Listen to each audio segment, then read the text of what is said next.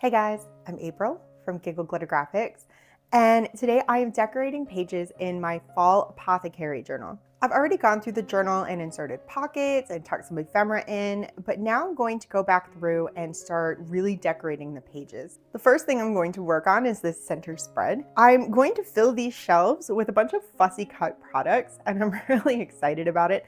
I know this might add some bulk to my journal. I'm going to do some dimensional items in here, so I wanted to do this first and kind of see how it turned out before I really started adding things into the other pages. So the first thing I'm going to do is start kind of laying out some of the products on my shelf.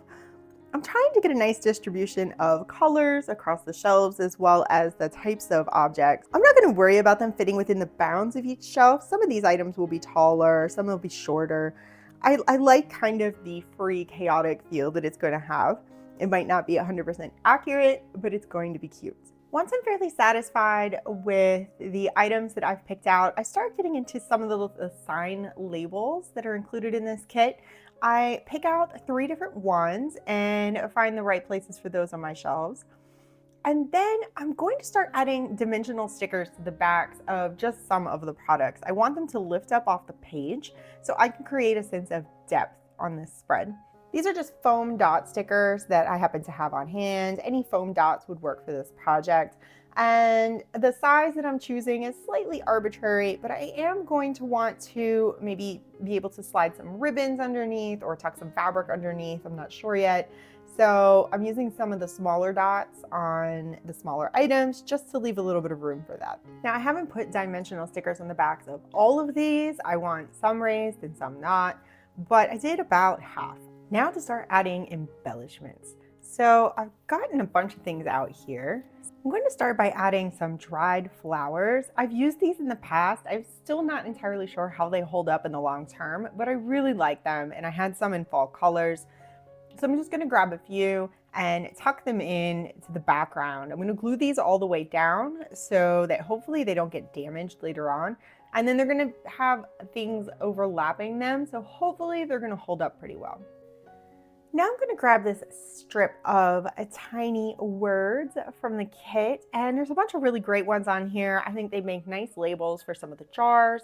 I'm just going to trim a couple of them off, trim them up so that they are a nice size, and I'm using my Crocodile to punch a 1/8 hole in these. That's the only 1/8 hole punch I have, so it's a little overkill, but it does the job. I'm just going to use a little bit of baker's twine, tie it around one of the fussy cuts that I use the dimensional sticker on the back of, thread my tag on, and now I have this cute little labeled jar. And I'm just gonna go ahead and repeat that for a few of the items that are on my shelves. Next is where things start to get a little chaotic. I've pulled a bunch of fabrics and lace and ribbons and trims and twines and all kinds of things together. There's some of them were on my desk already. Some of them I went into my stash to pull out, things in fall colors, things I've been stashing away for fall. I'm going for a really stuffed full, chaotic shelf and a homey little shop.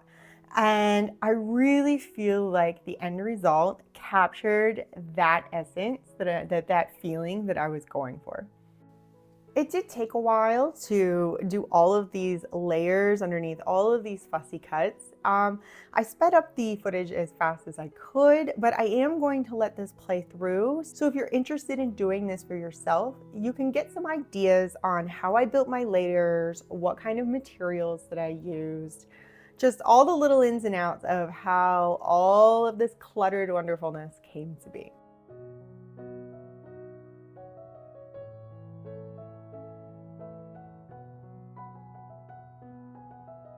I am so happy with how this spread came out.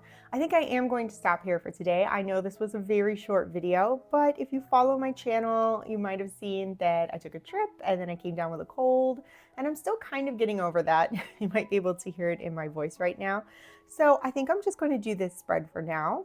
If you're interested in the Fall Apothecary kit, you can find that in my shop, and there's a link to that in the video description down below. Thanks for watching, and I'll see you in the next video.